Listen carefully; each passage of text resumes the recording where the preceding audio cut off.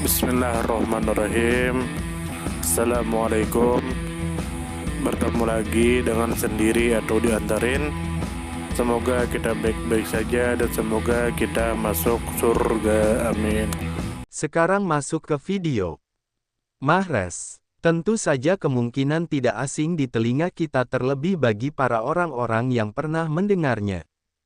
Disebutkan menurut informasi yang beredar bahwa Abu Muhammad Mahrez putra Khalaf adalah seorang wali muslim dari Tunisia, yang dikenal sebagai seorang ulama bermazhab Maliki, seorang qadhi atau hakim, dan tokoh spiritual yang sangat dihormati.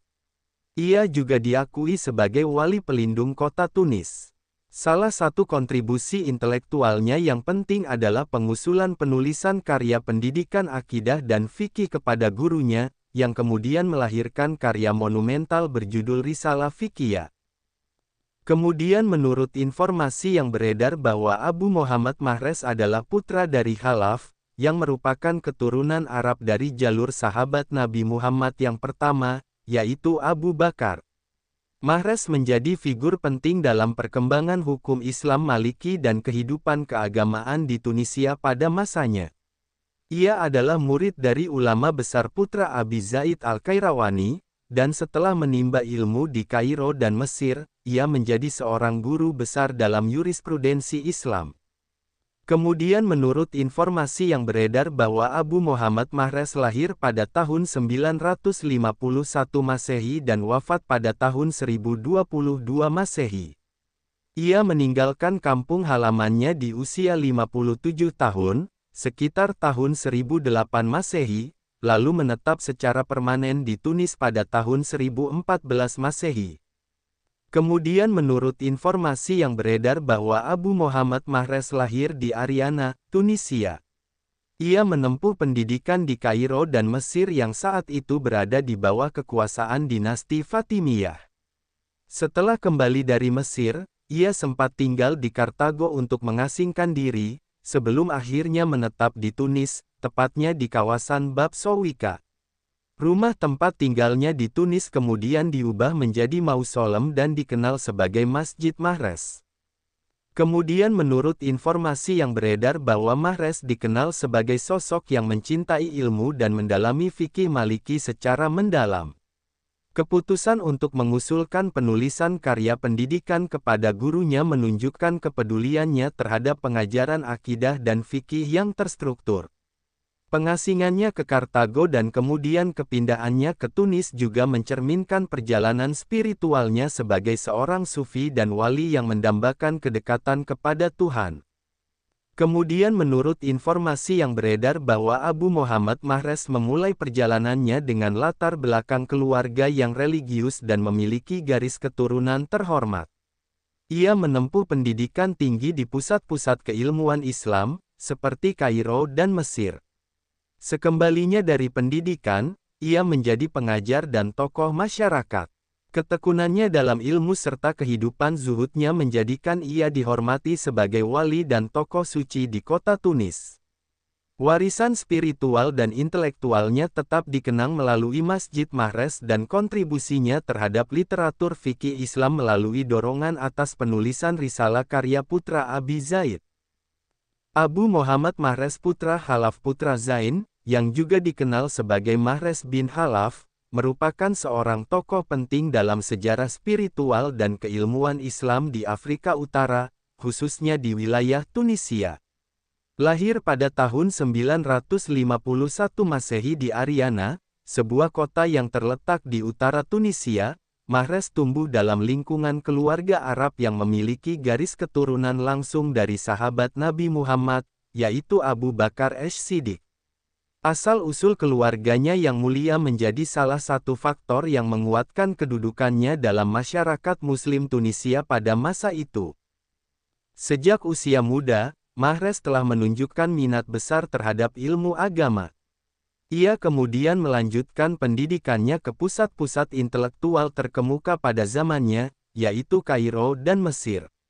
Pada periode tersebut, wilayah Mesir berada di bawah kekuasaan dinasti Fatimiyah, sebuah kekhalifahan Syiah Ismailiyah yang berpengaruh luas di dunia Islam. Meskipun demikian, Mahrez tetap berpegang teguh pada mazhab Sunni, khususnya mazhab Maliki, yang merupakan mazhab dominan di wilayah Maghrib. Dalam proses belajarnya, ia mendalami jurisprudensi Islam dan berbagai disiplin ilmu keislaman lainnya. Setelah menyelesaikan pendidikannya, Mahrez kembali ke tanah kelahirannya dan mengabdikan diri sebagai seorang guru dalam bidang fikih Maliki. Kepakarannya diakui luas dan menjadikannya sebagai seorang qadhi, hakim, yang disegani.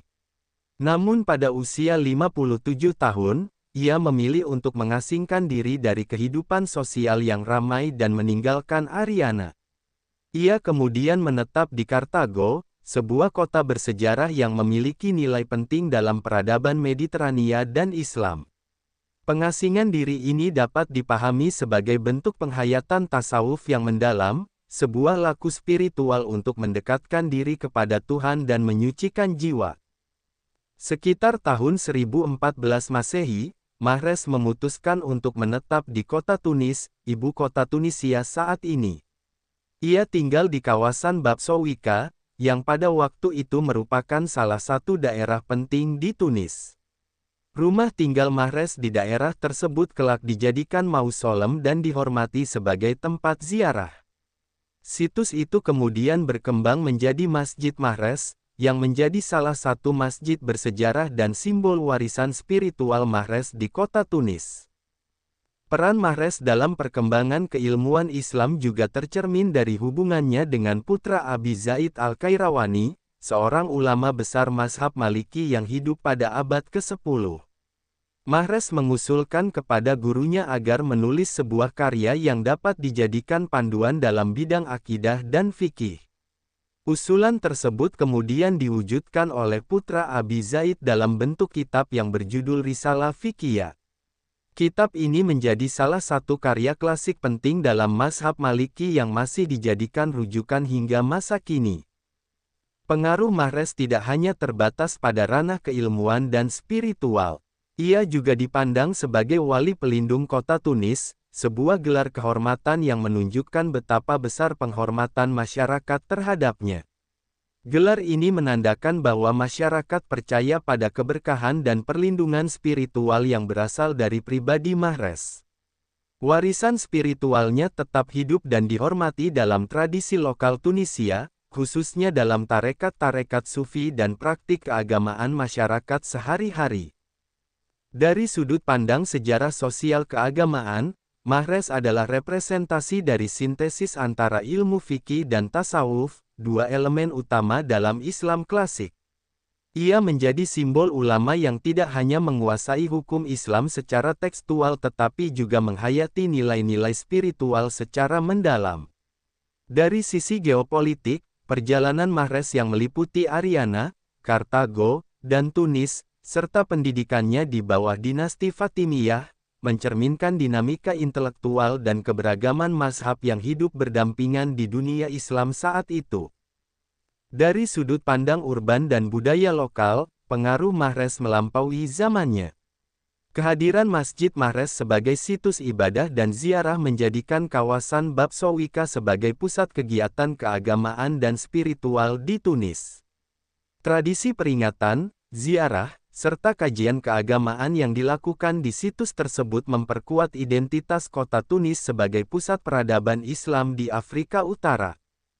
Dengan demikian, Mahrez bin Khalaf adalah figur multidimensi, seorang faqih mazhab Maliki, seorang sufi yang menghayati keheningan, seorang pembaru dalam bidang pendidikan keislaman, seorang guru dan qadhi yang bijaksana, sekaligus simbol spiritualitas kota Tunis yang diwarisi lintas generasi hingga kini.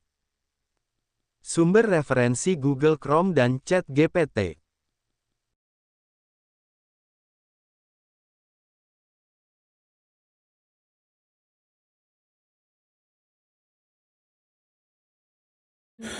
Tentu kita tahu bahwa dalam setiap perjalanan hidup, selalu ada saat ketika diri kita merasa lelah, goyah, bahkan ingin menyerah. Namun di balik setiap perintangan tersembunyi peluang untuk tumbuh dan menguatkan diri kita.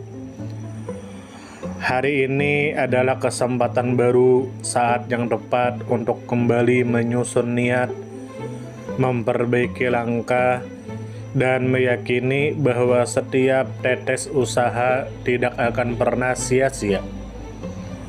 Bangkit bukan karena tidak pernah jatuh, tetapi karena memilih untuk tidak tinggal dalam kejatuhan.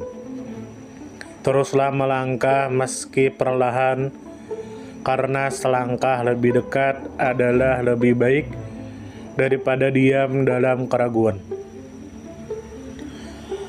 Ya Allah, ya Tuhan kami yang Maha Pengasih lagi Maha Penyayang, jadikanlah hidup kami ini sebagai ladang amal yang penuh berkah. Berikan kekuatan untuk terus menebar kebaikan di dunia. Anugerahkan kemudahan dalam menghadapi segala ujian, dan karuniakan akhir kehidupan yang baik. Lindungi diri kami dan keluarga dan fitnah dunia yang menipu. Jadikanlah akhirat kami sebagai tempat peristirahatan terbaik, dan masukkanlah kami ke dalam surga-Mu bersama orang-orang yang Engkau cintai, serta jauhkan kami dari siksa api neraka dan kemurkaan-Mu yang tak tertahankan. Kepada setiap orang yang pernah hadir dalam perjalanan ini, terima kasih atas waktu, kebaikan, dukungan, bahkan teguran. Maafkan atas setiap kata yang menyakiti, sikap yang mengecewakan, atau hati yang mungkin belum sepenuhnya mampu menjaga. Manusia tidak pernah sempurna, namun ketulusan untuk tetap terus belajar dan memperbaiki diri tidak akan pernah padam. Tentu kita tahu bahwa kebaikan tidak selalu datang dalam bentuk besar. Terkadang senyum kecil yang tulus, tangan yang ringan membantu, atau telinga yang mau mendengarkan sudah cukup untuk mengubah hari seseorang menjadi lebih bermakna. Jangan pernah kita menyepelekan kebaikan sekecil apapun, karena bisa jadi satu perbuatan kecil bisa menjadi rahmat Allah turun. Tentu kita tahu menjadi pribadi yang baik bukan berarti tanpa celah, namun menjadi pribadi yang senantiasa sadar dan ingin terus memperbaiki diri. Kebaikan itu menular, dan siapapun yang menanamkan kebaikan akan menuai kebahagiaan meski tak selalu terlihat oleh mata. Dunia membutuhkan lebih banyak hati yang lembut, tangan yang menguatkan, dan jiwa yang peduli. Semoga usaha yang dilakukan bernilai ibadah. Semoga hidup kita menjadi pemberat amal baik, dan semoga kelak ketika dunia telah kita tinggalkan, nama yang tertinggal bukan hanya sekedar dikenang, tetapi menjadi doa yang terus mengalir karena kebaikan yang tidak pernah berhenti untuk ditanam.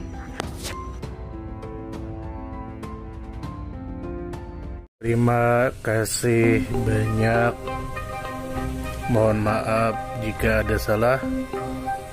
Silahkan jika suka ditekan tombol like.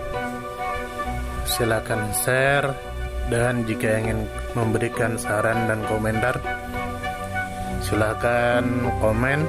Semoga kita baik-baik saja, semoga kita masuk surga. Wassalamualaikum warahmatullahi wabarakatuh.